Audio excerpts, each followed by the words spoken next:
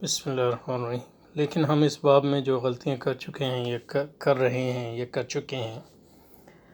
ان کی وجہ شاید یہ ہے کہ فلسفے کا آغاز، جیسا کہ مترجم عرض کر آیا ہے، وثنی العقیدہ قوموں میں ہوا، یا پھر بجد ایک استثناء کے ان لوگوں میں جن کا نقطہ نظر ثانوی تھا، یعنی جو حقیقی کا رشتہ واقعی سے نہیں چھوڑ سکے، یا شاید ہم نہیں سمجھتے کہ وہ کیا تقاضا تھا جس نے ہمارے شعور کو حرکت دی۔ تو پچھلی بار جو ہے ہم نے پچھلے 2 ویڈیوز میں عقل اور ایمان کے تعلق پر سید ندیر نیازی صاحب کی ارشادات کی روشنی میں کچھ گفتگو کرنے کی کوشش کی، اور اس میں کچھ اہم مباحث آ گئے ہیں، اور یہ چیزیں جو ہے بار بار آ رہی ہیں کیونکہ جو سید ندیر نیازی صاحب کا اسٹائل ہے، یہ اس میں تکرار ہے ان معنوں میں۔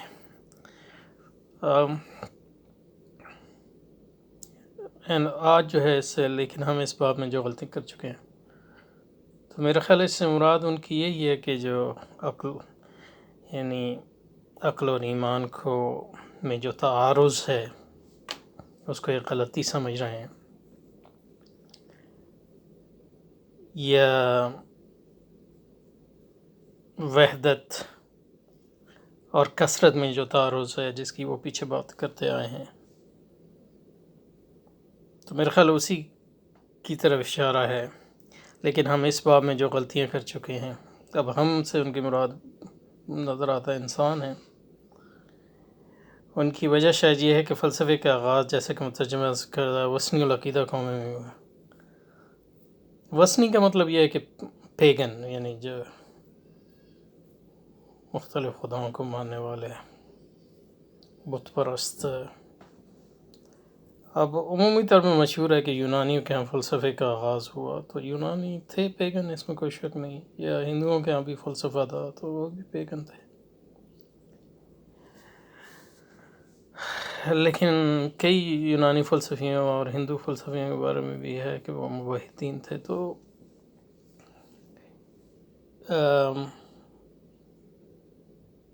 یہ اس پر منحصر ہے کہ فلسفے سے آپ کے کیا مراد ہے۔ اگر فلسفے مراد تفکر ہے، حقیقت کو جاننے کی جستجو ہے، تو وہ تو لگتا ہے کہ انسانی فطرت ہے، حق کی تلاش اور حق کو قبول کرنا، یہ انسانی فطرت۔ تو اس لحاظ سے یہ کہنا کہ وہ صرف وثنی العقیدہ قوموں میں ہوا فلسفے کا آغاز،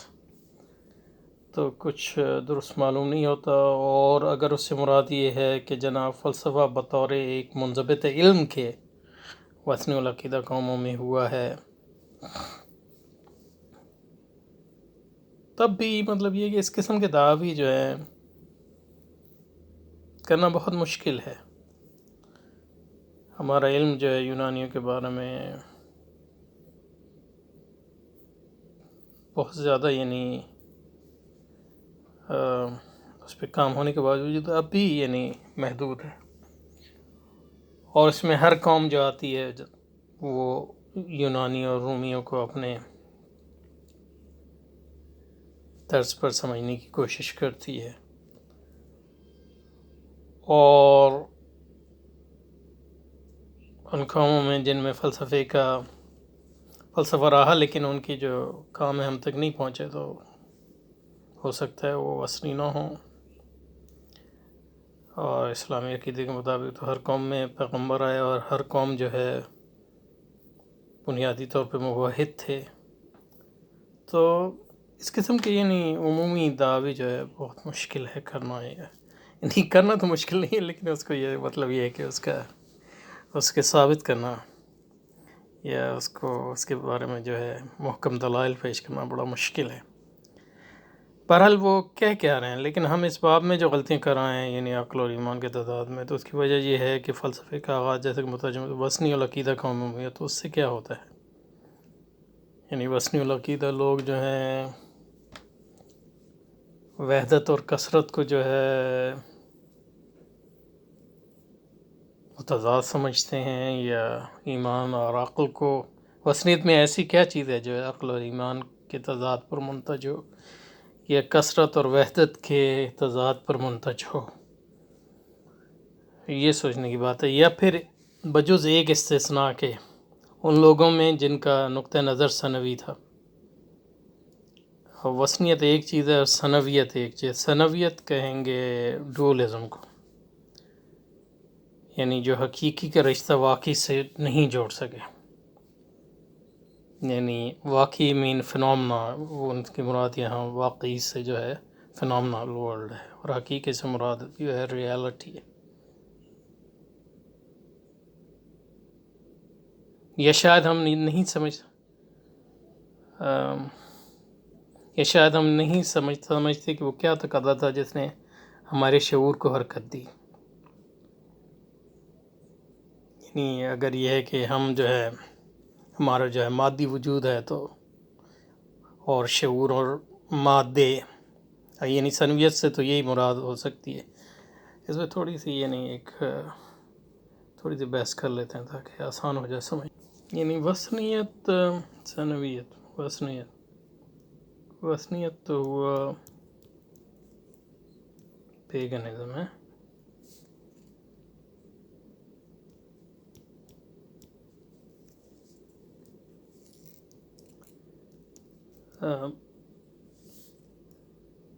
بت پرستی، تعدد الہ۔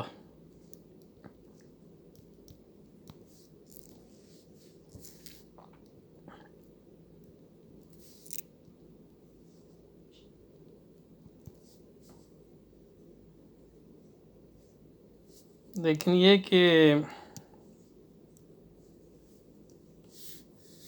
وثنیت کا مطلب یہ نہیں کہ وہ وحدت کو نہیں مانتے، یعنی خدا کو نہیں مانتے، یہ خدا کو نہیں مانتے، یہ مطلب نہیں ہے، لیکن یہ کہ ایک وثنیت کتابی یہ ہے کہ انہوں نے خدا کی صفات کو جو ہے اس کی تجسیم، مختلف تجسیم کے ذریعے پھر ہر صفت کو انہوں نے جو ہے مطلب یہ زیادہ تر صفات کو انہوں نے جو ہے خدا بنا دیا، اور پھر ان خدا، کیونکہ وہ صفات جو ہیں مجرد تھی، ان کو بتوں کی شکل دے کر جو ہے تاکہ ارتکاز میں، تو جس چیز کا تعلق بت پرستی میں فلسفیانہ بنیاد پہ ایٹ لیسٹ وہ ہے خدا کی ذات اور اس کی صفات کا تعلق۔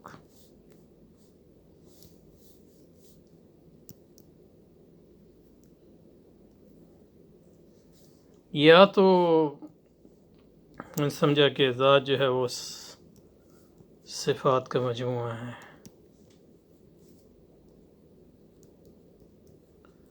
اور صفات کو جو ہے انہوں نے کائناتی قوتوں سے، یا تو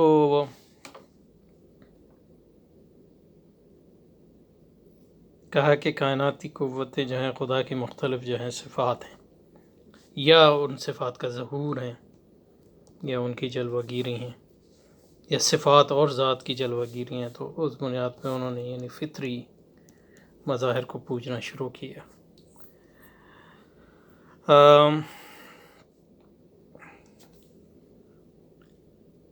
تو اس پہ ڈپینڈ کرتا ہے کہ یعنی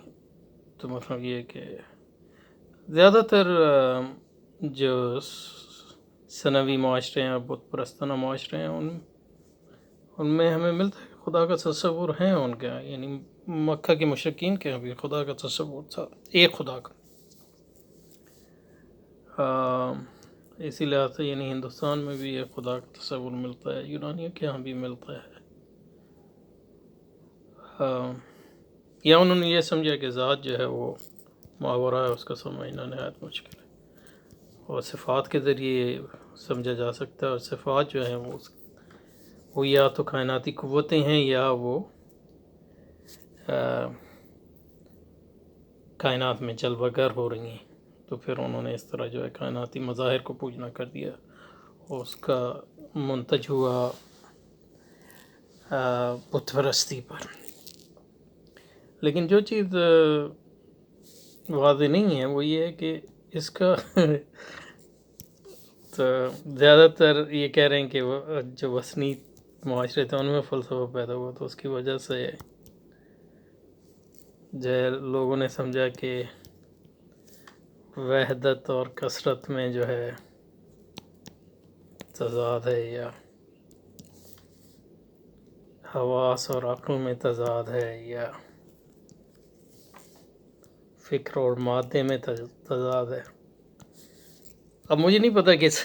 سب فلسفیوں نے یہی سمجھا اور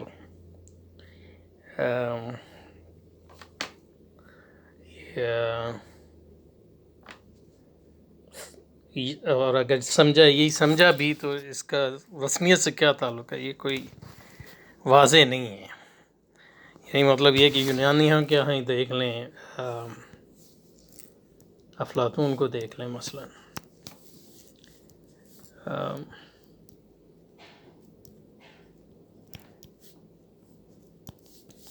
تو افلاطون کے یہاں جو یعنی وہ ایک ایسی تہذیب میں پیدا ہوا ہے جو وثنی تہذیب ہے، اس میں کیا شک ہے. وہ جو پیگن تھا، اور اس کے یہاں خدا کا بھی تصور ہے، لیکن خدا کے اوپر کی ایک چیز ہے اس کے ہاں، وہ خیر کل ہے، وہ ایک مجرد تصور ہے اس کے ہاں، وہ یہ اس کا فلسفیانہ تصور ہے. لیکن جس چیز کو افلاطون جس چیز کی یعنی افلاطون نے کا فلسفہ جس چیز سے برآمد ہوا وہ یونانیوں کے ہاں دو فلسفیانہ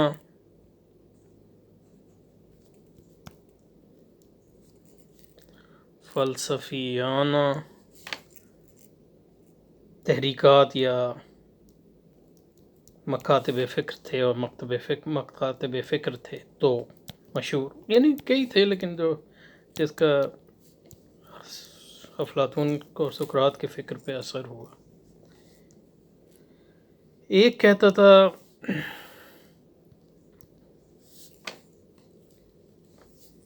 کہ حرکت جو ہے وہی اصل حقیقت، ہر چیز حرکت میں ہے، اور سکون جو ہے وہ وہم ہے، یعنی اس کی اصل کوئی حقیقت نہیں، صرف یہ ایک مظہر ہے. جس طرح مطلب یہ ہے کہ ایک ایلیوژن ہے، ایک سراب ہے. تو حقیقت جو ہے یہ ہیراکلیٹس کا جو مکتب فکر ہے وہ یہ کہتا ہے کہ حرکت جو ہے وہ اصل ہے، اور سکون جو ہے وہم ہے. اور دوسرا مکتب فکر تھا وہ کہتا تھا کہ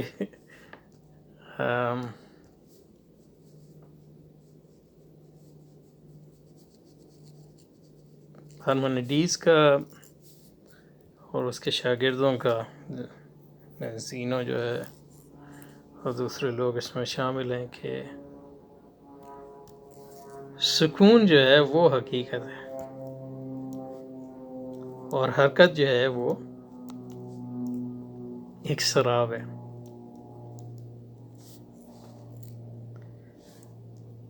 اور تو یہ ایک دوئی ہے ان معنوں میں.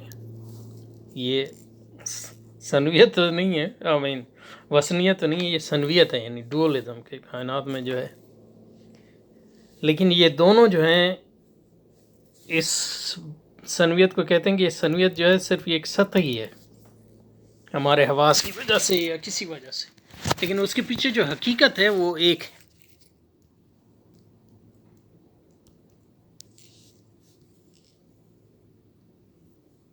تو اس کو ان کی سنویت سے کوئی تعلق تھا یا نہیں تھا یہ میں نہیں کہہ سکتا. کوئی بظاہر مجھے کوئی اس کی یعنی کوئی نیسیسٹی یا ضرورت نہیں لگتی کہ مطلب اس کا کوئی سنویت سے تعلق ہو. لیکن نذیر نیازی صاحب یہ سمجھ رہے ہیں. تو ایک نے کہا کہ سکون جو ہے وہ اصل حقیقت ہے، اور حرکت جو ہے اور سکون اور حرکت کی جو ہم دو ہی دیکھتے ہیں وہ ایک صرف فنومنا ہے، یعنی وہ صرف ایک واقعی چیز ہے، حقیقی چیز نہیں۔ اس کے برعکس جو ہے ہیراکلیٹس اور اس کا جو مکتب فکر ہے، اس نے کہا کہ نہیں، حرکت جو ہے وہ اصل ہے، وہ حقیقت ہے، اور جو سکون ہے وہ صرف ایک وہم یا سراب ہے، وہ جو ہے ایک۔ تو دونوں مکتب فکر جو ہے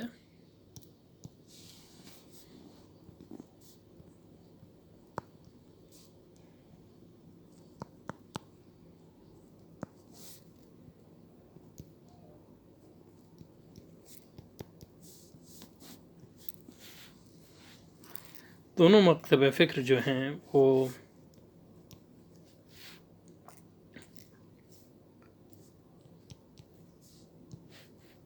وحدت کو مانتے ہیں، یعنی کائنات کہتے ہیں کائنات میں وحدت ہے، لیکن جو حقیقت جو ہے وہ وحدت ہے، ایک ہے۔ ایک کہتا ہے کہ وہ سکون ہے، دوسرا کہتا ہے حرکت ہے، لیکن ہے ایک حقیقت، ریالٹی۔ لیکن جو فینومنا ہے، جو ہمیں نظر آتا ہے، جو مظہر ہے یا واقع ہے، اس میں نظر آتا ہے کہ دو حقیقتیں۔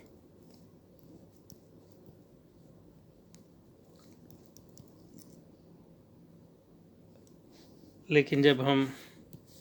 عقل کا استعمال کرتے ہیں تو ہمیں پتہ چلتا ہے کہ ان دو حقیقتوں میں سے جو ایک حقیقت ہے وہ سراب ہے، یعنی وہ حقیقت نہیں ہے، وہ صرف ایک واقعہ ہے۔ اور پھر یہ ہے کہ آپ کو بتانا پڑے گا کہ کیوں وہ ایک حقیقت نہیں ہے اور ایک واقعہ ہے۔ تو ہمارے پاس جو ہے پارمنیڈیز اور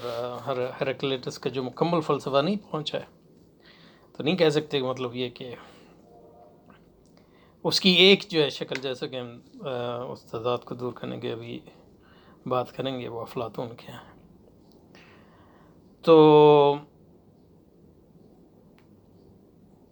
دونوں نے کہا، دوسرا کہتا ہے کہ وحدت جو ہے وہ حرکت ہے، اور لیکن دونوں یہ کہتے ہیں کہ جو نظر آتا ہے وہ دو ہی ہے، ڈوئلزم ہے، ثنویت ہے، لیکن حقیقت ایک ہی ہے۔ تو ان معنوں میں جو ہے وحدت اور ثنویت میں ایک تضاد ہے، اور اس تضاد کو انہوں نے جو ہے وہ دور کرنے کی کوشش کی، اور وہ دور اسی طرح کی کوشش کی کہ اس کو ایک نے جو ہے سکون کو حرکت میں تحلیل کر دیا، دوسرے نے حرکت کو سکون میں تحلیل کر دیا۔ یعنی مطلب یہ کہ ایک نے کہا کہ حرکت ایک سراب ہے جو ابھرتا ہے سکون کو نہ صحیح سے سمجھنے کے، اور دوسرے نے کہا سکون ایک سراب ہے جو ابھرتا ہے ہمارے ہاں ہمارے ذہن میں حرکت کو نہ سمجھنے کی وجہ سے۔ اور ایک جو بڑا مقصد جو ہے افلاطون کے فلسفے کا تھا، ان دو مکاتب فکر میں توافق پیدا کرنا تھا، یہ مصالحت کرنا تھا۔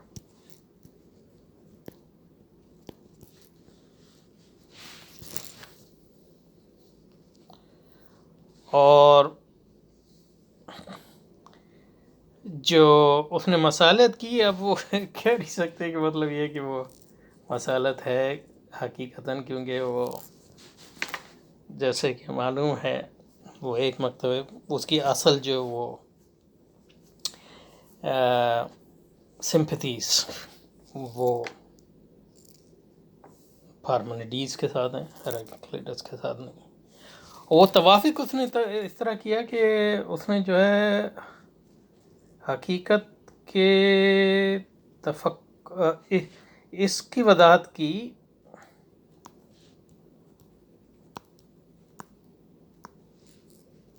کہ یہ دوئی کیوں پیدا ہوتی ہے، اور تو وہ کہتا ہے جو ہے حقیقت ایک ہی ہے۔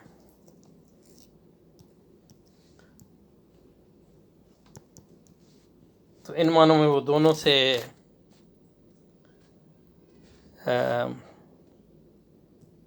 یعنی ایگری کرتا ہے، دونوں سے اتفاق کرتا ہے، لیکن وہ کہتا ہے بتانے کی ضرورت ہے کہ یہ حقیقت جو ہے یہ ہمیں دوئی کی شکل میں کیوں نظر آتی ہے.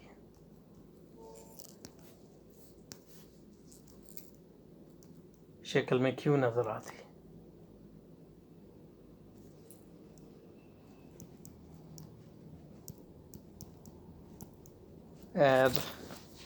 کیوں نظر آتی ہے، دوئی کی شکل میں کیوں نظر آتی ہے.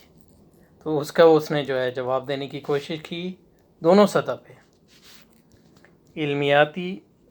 سطح پر بھی یعنی ایپسٹمولوجی کی سطح پہ،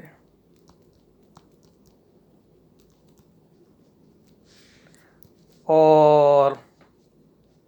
وجودیاتی یا ہستی کی سطح پہ بھی، یا حقیقت کی سطح پہ بھی، یعنی جس کو ہم اونٹولوجی کہتے ہیں.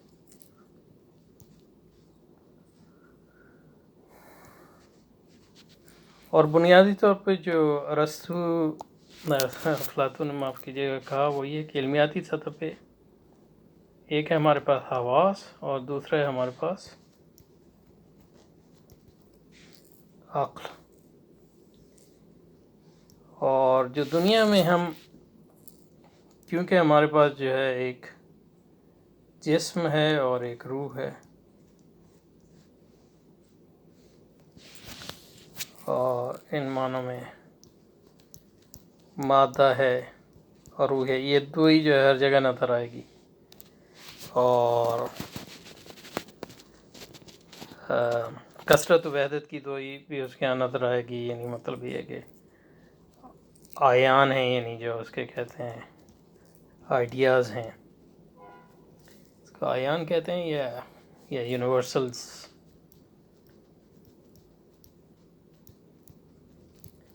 اور انڈیویجولس یعنی پرٹیکولر تھنگس، یہ ساری دوئی ہیں. یعنی ایک دوئی ہے کہ مطلب یہ ہے کہ کالا رنگ جو ہے یہ ہے یونیورسل، کلی. لیکن یہ کالا رنگ جو ہے ایک حقیقت ہے، کلی حقیقت، لیکن یہ جلوہ گر ہوتی ہے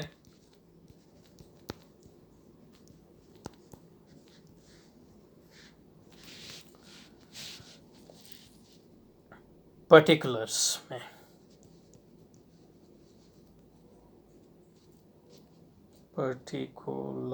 یعنی انفرادی اشیاء.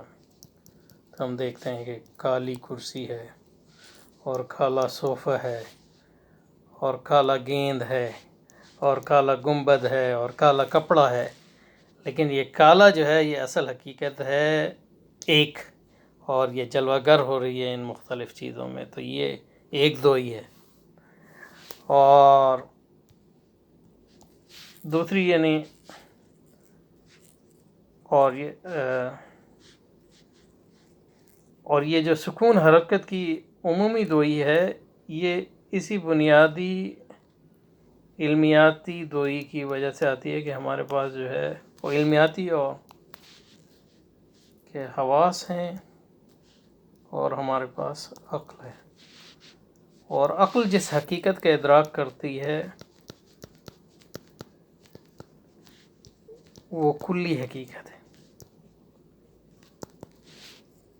تو عقل جس کا ادراک کرتی ہے وہ یہ یونیورسلز کا،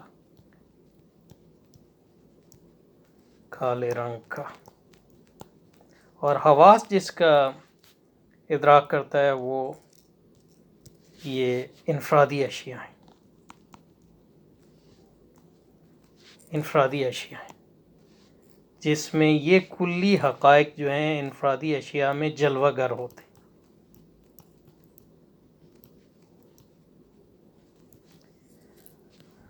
تو اس کے نتیجے میں جو ہے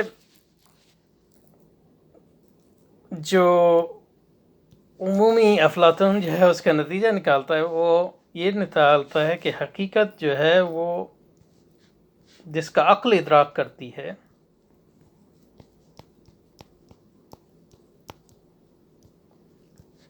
وہ حقیقت اصل حقیقت ہے، یعنی حقیقت اولیہ ہے، اصل حقیقت ہے، غیر متطلق، غیر متغیر، اس میں تو سکون ہی سکون ہے،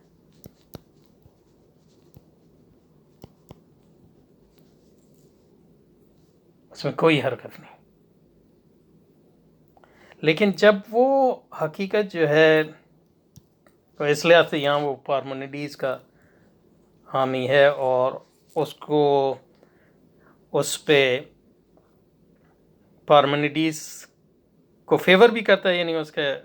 وہ ظاہر نہ تھا، کیونکہ عقل جو ہے ایک علمیاتی لحاظ سے ایک حواس کے مقابلے میں جو ہے بڑھیا چیز ہے، اور جو جس حقیقت کا وہ ادراک کرتی ہے وہ بھی حقیقت جو ہے وہ ثابت اور بڑھیا حقیقت ہے اور اصل حقیقت ہے۔ اب اس میں پھر جو ہے تعبیرات کا فرق نہ تھا، اس میں نہیں جانا چاہتا، لیکن یہ ہے کہ وہ جب وہ حقیقت اولیہ جو یہاں سکون ہی سکون انفرادی چیزوں میں جلوہ گر ہوتی ہے، اسے میں کالے کپڑے میں، کالی کرسی میں، تو یہ انفرادی چیزوں کا ادراک جو ہے وہ کرتے ہیں حواس، بنیادی طور پہ۔ اور یہ جو حواس کا عالم ہے، اس کو وہ عالم ہے، وہ عالم تغیر ہے، فینومنل ورلڈ ہے۔ یہ عالم جو ہے اس میں سکون جو ہے وہ وہم ہے، وہ اس میں جو ہے وہم تو نہیں ہے، لیکن مطلب یہ وہ اس میں اصل چیز ہے وہ حرکت ہے، تغیر ہے، وغیرہ وغیرہ۔ اور دنیا میں جو، تو اس لحاظ سے ایک لحاظ سے کہیں تو افلاطون نے دونوں کی باتیں لحاظ سے رکھی، کہ اس نے کہا کہ حقیقت کے دو مرتبے ہیں، حقیقت کے دو سطح ہیں، تو ایک حقیقت اعلیٰ جو اصلی حقیقت ہے، وہ حقیقت جو ہے وہ ثابت ہے، اس میں سکون ہے، اور اس حقیقت کا جو ادراک ہمیں حاصل ہوتا ہے وہ عقل کی بنیاد پر، اور یہ حقیقت کی جلوہ گری جو ہے وہ اس عالم فانی میں ہوگی۔ تو اس حقیقت، یہ سکون ہی حقیقت ہے، یہ دائمی حقیقت ہے، اس میں کوئی ڈسٹرکشن نہیں ہے، یہ ہمیشہ ایسے ہے، ہمیشہ رہے گی۔ لیکن یہ جو حقیقت ہے، یہ جو جلوہ گری ہے اس کی، یہ جو ہے متغیر ہے، اس میں جو ہے موت ہے، اس میں جو ہے فنا ہے، وغیرہ وغیرہ۔ اور اس کی جو تعبیر کرتی ہے، اس کو جو جس کا ادراک کرتا ہے وہ ہمارے حواس ہیں۔ تو دونوں حقیقتیں ہیں، لیکن ان معنوں میں یہ حقیقت جو ہے فانی ہے، اور یہ حقیقت لازوال، لیکن اس فانی حقیقت میں بھی ایک بقا ہے، اور وہ بقا ہے اس دائمی عنصر کو جو جلوہ گر ہو رہا ہے عالم بالا، یا عالم ثابت، یا عالم خیال، یا عالم کلیات سے۔ ان معنوں میں اس نے کہا، اس دوئی جو ہیراکلیٹس اور پارمنیڈیز کی دوئی تھی کہ ہے وحدت، وہ کہتے تھے دونوں وحدت ہے، لیکن یہ کہ وہ وحدت جو ہے ہمارے اپنے حواس کی کمزوری کی وجہ سے جو ہے ہمیں دو ہی نظر آتی ہے، تو اصل میں حرکت ہے لیکن سکون بظاہر نظر آتا ہے، اور دوسرا کہتا ہے وحدت ہے اور اصل سکون ہے اور حرکت نظر آتی ہے۔ اور افلاطون نے کہا تم دونوں صحیح ہو، لیکن تم دونوں جو ہے مختلف عالم کی بات کر رہے ہو، اور جو عالم سکون ہے اس کا تعلق جو ہے عقل سے ہے، اس کا تعلق جو ہے عالم کلیات سے، اور عالم کلیات میں کوئی تغیر نہیں ہے، لیکن اس عالم کلیات جلوہ گری کرتا ہے اس عالم مادی میں، جس میں تغیر ہے، جس کو ہم حواس کے ذریعے حاصل کر سکتے ہیں، اور یہ عالم جو ہے یہ فنا پذیر ہے، گو کہ اس میں جو کلیات کا عنصر ہے، جو اس کی جلوہ گیری ہے، یعنی وہ یعنی انسان کی عقل اور اس کی روح جو ہے وہ زوال نہیں ہوگی، وہ واپس اسی عالم میں چلے جائے گی جس عالم سے وہ آئی ہے موت کے بعد۔ تو اس میں تعبیر کا اختلاف ہے۔ تو کہنے کا مقصد یہ ہے کہ اب افلاطون کا پیرامنیڈیز اور ہیراکلیٹس کا جو فلسفہ ہے وہ تو دو ہی ہے، بس صرف ایک ظاہر ہے، اصل میں حقیقت ہے۔ اور افلاطون جو ہے وہ ذرا اس سے گہرا جاتا ہے، کیونکہ وہ صرف یہ نہیں کہتا کہ صرف جو ہے ایک سراب ہے، بلکہ یہ ہے کہ وہ عالم حقیقی ہے، اس کا جلوہ جو ہے عالم واقعی میں۔ تو اس کا جلوہ بھی آپ یہ تو نہیں کہہ سکتے کہ وہ بالکل ہی سراب ہے، گو کہ کیونکہ جو ہے اس عالم میں جو ہے، اس عالم میں مادے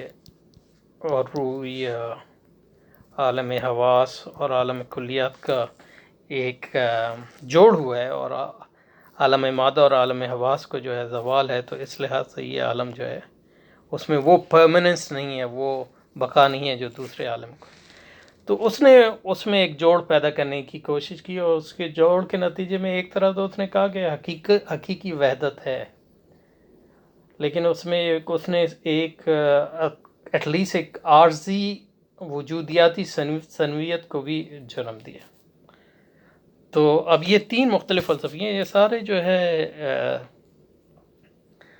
اس وثنی اور ثانوی معاشرے سے آئے ہیں، لیکن ان کے فلسفے کے لیں اب اس میں اب افلاطون کو دیکھ لیں تو بالکل ایک ارسطو کو دیکھ لیں تو وہ بالکل ایک نیا خیال لاتا ہے افلاطون کی اس دوئی کو دوری کرنے کے لیے۔ یعنی افلاطون میں جو ہے حقیقت بھی ہے، حقیقت ایک ہے اصلی، لیکن یہ ہے کہ ایک دوئی ہے جس کی حقیقت میں جو ہے اس کا ایک وجود ہے، کیونکہ بنیادی طور پہ جو افلاطون کی دوئی ہے اس کو ثابت، یعنی اس کا کوئی وجود نہیں ہو سکتا اگر مادے اور روح کی یا مادے اور حواس اور عقل کی دوئی حقیقت میں نہ ہوتی۔ اور اس لحاظ سے افلاطون کے ہاں جو فکر ہے وہ نہ پارمنیڈیز میں ہے نہ ہیراکلیٹس میں ہے، کیونکہ وہ تو دوئی کو نہیں مانتے، وہ دوئی کو کہتے ہیں کہ سراب ہے۔ اور حقیقت میں اگر دیکھا جائے تو گو کہ افلاطون کے فلسفے کی بھی یہ تشریح کی گئی، لیکن ہم مکمل طور پہ اس کے ہاں دوئی کو یہ نہیں کہہ سکتے کہ مکمل سراب ہے، یہ کہہ سکتے ہیں کہ مطلب یہ کہ جو عالم کلیات ہے وہ حقیقی عالم ہے اور وہ دائمی اور بقا والا عالم ہے، اور جو عالم کثرت ہے جو ہے وہ اس کا پرتو ہے، اور اس لحاظ میں اس میں جو بقا کا عنصر ہے وہ جو ہے وہ جزوی ہے، لیکن بالکل یہ نہیں کہہ سکتے کہ اس دوئی کی جو ہے کوئی وجودیاتی حیثیت نہیں۔ اور جیسے کہ ہم دیکھیں گے ارسطو جو ہے اس کا ایک بالکل نیا حل نکالتا ہے، تو اس کا انشاءاللہ بہت لمبا ہو گیا، اگلی بار کریں گے، لیکن یہ سب ریہرس کرنے کا مقصد یہ تھا کہ سمجھنے کی کوشش کرتے کہ حضرت نیازی صاحب کیا کہہ رہے ہیں، اور یہ نہیں مجھے پتا کہ ہم دیکھیں ان کی ٹیکسٹ کی طرف جائیں دوبارہ۔ تو یہاں کہتے ہیں لیکن ہم اس باب میں جو غلطی کر چکے ان کی وجہ شاید یہ کہ فلسفہ آغاز جیسے کہ مترجم عرض کر آیا ہے وثنی العقیدہ قوموں میں۔ اوکے، ہم نے یونانیوں کے مثال لی، وہ وثنی العقیدہ ہی تھے، یا پھر وجود ایک اصناع کے ان لوگوں میں جن کا نقطہ نظر ثانوی تھا۔ تو ہم نے یہ بھی دیکھا کہ یونانیوں میں جیسے افلاطون کا نقطہ نظر ثانوی ہے ایک لحاظ سے، یعنی جو حقیقی رشتہ واقع سے نہیں جوڑ سکے، لیکن افلاطون جو ہے وہ جو اس نے جوڑا ایک لحاظ سے، لیکن یہ ہے کہ یہ جو ہے پارمنیڈیز اور ہیراکلیٹس کے باب میں جو ہے یہ بات جو ہے شاید ثابت آ سکے، لیکن مسئلہ یہ ہے کہ پارمنیڈیز اور ہیراکلیٹس کی تحریریں ہم تک پہنچی نہیں ہیں، اور جو پہنچی ہیں وہ ارسطو اور افلاطون کے ذریعے پہنچی ہیں، تو اس کے بارے میں کوئی مکمل جو ہے حتمی بات کہنا مشکل ہے۔ تو اس لحاظ سے مطلب یہ کہ آئی ایم ناٹ کنونس، یعنی مجھے یعنی یہ جو میں نے افلاطون اور اس پہ ذرا وقت صرف کیا اس سے میں یہ سمجھنے کی کوشش کر رہا تھا کہ سید نذیر صاحب کے اس دعوے میں کوئی جان ہے یا نہیں. تو